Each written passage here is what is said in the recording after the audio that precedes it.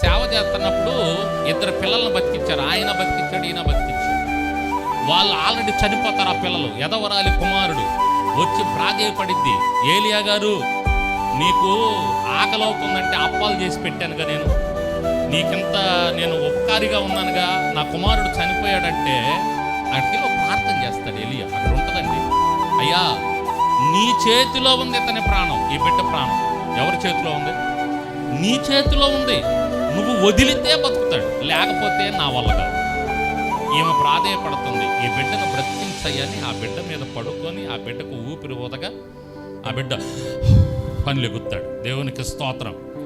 అదే పరిస్థితి same Elisha షూనేమీరాలు, అయ్యా నీకు నేను నా మేడ గది మీద నీకు ఒక గది ఏర్పాటు చేశానే, ఒక బల్ల పెట్టానే, ఒక మంచం పెట్టానే, నీకు వచ్చినప్పుడల్లా భోజనం పెడుతున్నానే, నాకు ఏమీ వద్దంటే నువ్వే బిడ్డనిప్పించావు దేవుని దగ్గర నుండి, దేవుని కృప వలన.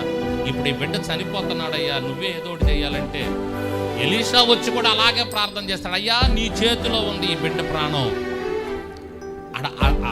ఆ మాట చదువుతుంటే మనం అర్థం చేసుకోవాలండి. బైబిల్లో ప్రతి పదం మనం ధ్యానం చేస్తే చాలా చక్కని విషయాలు మనకు అర్థమవుతాయి. ఎవరి చేతిలో ఉంది బిడ్డ ప్రాణం?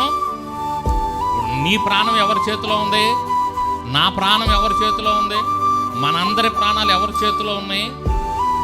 సమూయేలు మొదటి గ్రంథంలో హన్నా ఏమని ప్రార్థన చేస్తుంది?